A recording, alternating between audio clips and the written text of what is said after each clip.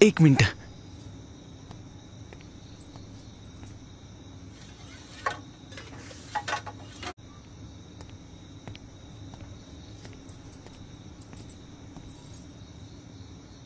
Sorry, तू इतक्या साध्या गृहप्रवेशाचा विचार नसशील न केला, पण मी काय करू, माझं या जगात अजून कोणी नाहीये ना.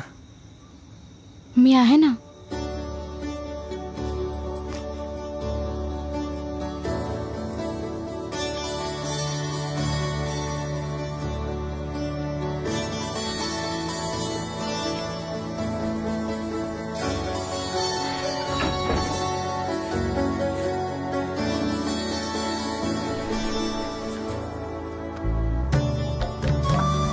मी बनवतो ना, खूप चांगलं बनवतो मी.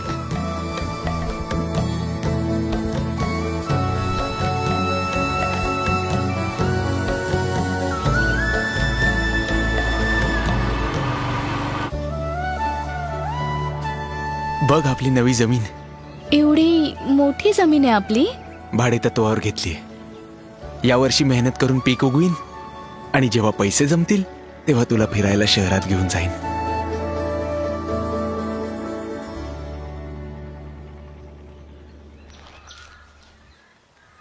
किंमत थोडी कमी कर मुन्ना, याचा हाच रेट आहे भैया.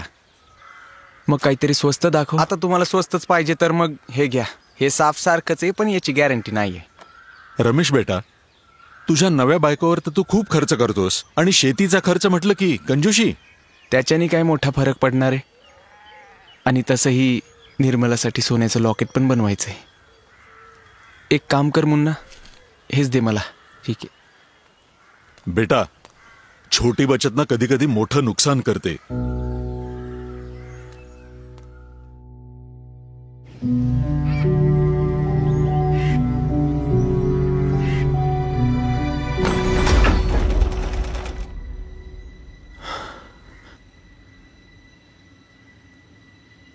मला माफ कर निर्मला.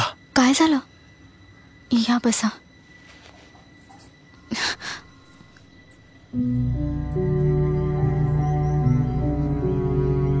त्याच्याने काय मोठा फरक पडणार आहे. छोटी बचत ना कधी कधी मोठं नुकसान करते.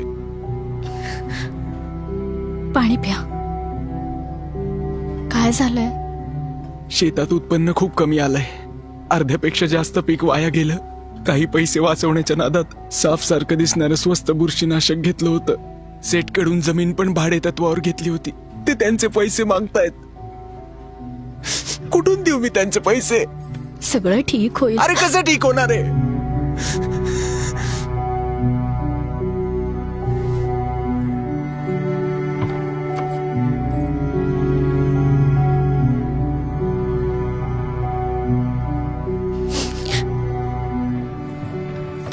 हे घ्या, तुमच्या शेटजींना द्या. हे तुझे लग्नाचे दागिनेत, मी हे कसे घेऊ शकतो? पण मी याचं काय करणार आहे? माझा दागिना तर तुम्हीच आहात. तुम्ही काळजी नका करू. आपण पुन्हा एक नवीन सुरुवात करूया. आणि यावेळी चांगल्या बुरशीनाशकांसोबत.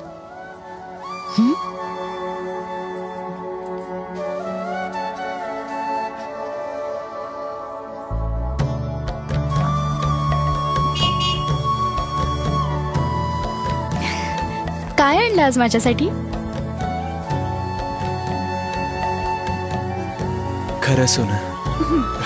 खरं सोनं तेच असतं जे तुमची खरोखरच साथ देतं आणि ज्याच्यावर तुमचा अतूट विश्वास कायम राहील. साफ निवडा, नकली चमक नाही.